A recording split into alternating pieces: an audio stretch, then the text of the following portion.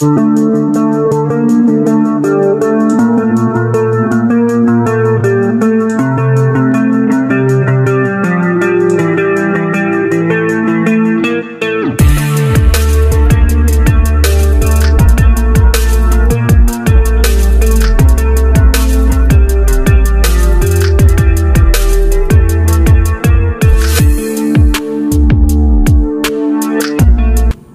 Kabupaten Lombok Barat mengambil langkah tegas terhadap manajemen STIE AMM Mataram. Akibat tidak kunjung membayar sewa pemanfaatan lahan yang ditempati, Pemkab Lombok Barat akhirnya menyegel kampus STIE Mataram pada hari Minggu 29 November 2020.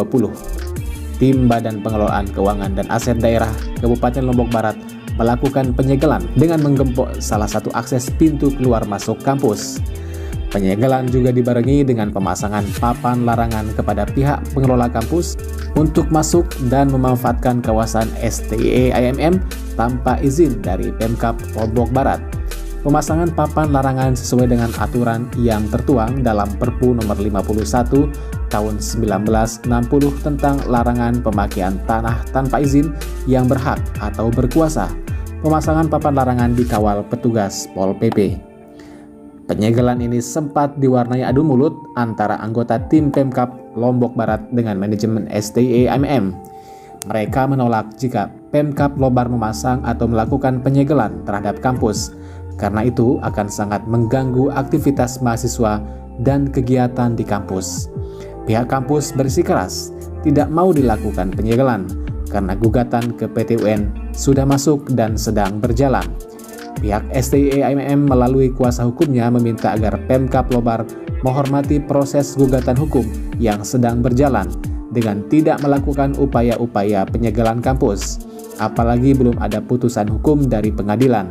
Namun tim BPKAD Lombok Barat tetap bersikukuh untuk tetap melaksanakan penyegelan sebagai bentuk upaya pengamanan aset milik daerah. Setelah melakukan negosiasi, akhirnya disepakati jika Pemkab Lobar hanya akan diberikan untuk melakukan pemasangan papan larangan di salah satu pintu masuk sebelah barat di Jalan Pendidikan. Setelah ada kesepakatan, akhirnya papan larangan pun dipasang.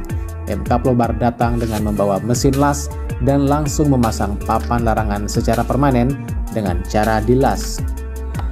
Wakil Ketua 3 Bidang Kemahasiswaan STIE AMM Sukma Hidayat menjelaskan bahwa pihaknya tidak terima dengan keputusan Pemkab Lombok Barat yang melakukan penyegelan kampus karena belum ada keputusan dari pengadilan. Dan belum ada putusan, sedangkan dari pihak Lombok Barat langsung datang mau eksekusi, mau tutup AMM. Kami sudah bilang hormati ini proses hukum. Kami juga sudah ada lawyer sebagai kuasa kami di sini. Makanya kami juga panggil, nggak bisa dong seperti itu langsung ambil tindakan, ambil apa.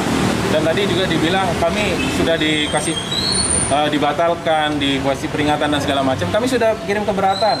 Mereka bilang tidak pernah terima, buktinya ada. Malah kami kirim 2 lewat pos dan langsung tanda terima di sana siapa yang menerima.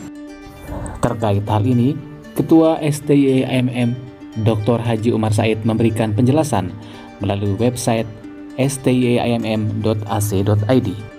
Kami tidak membantah bahwa tanah yang ditempati sebagai kampus STIE AMM adalah tanah girik yang tercatat pada pemerintah daerah Lombok Barat, karena sudah jelas kami mendapat izin menggunakan tanah seluas 17 area tersebut berdasarkan SK Bupati Lombok Barat dengan nomor Cap 259-593-287 tanggal 27 Maret 1986.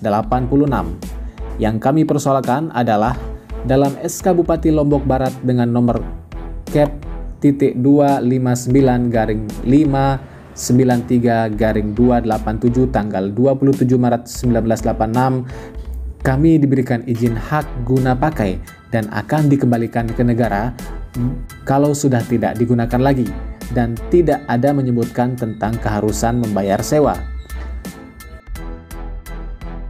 SK Bupati tanggal 27 Maret 1986 dicabut oleh Bupati Lombok Barat tertanggal 28 September 2020, dan kami diharuskan membayar sewa berlaku surut sejak 10 tahun yang lalu, yaitu sejak tahun 2010 sampai 2020.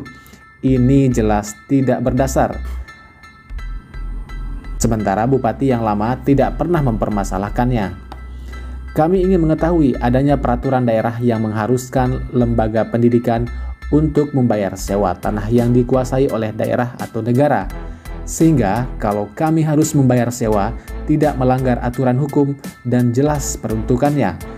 Sedangkan di dalam SK pencabutan dicabut dengan alasan tidak sesuai dengan peraturan hukum yang berlaku.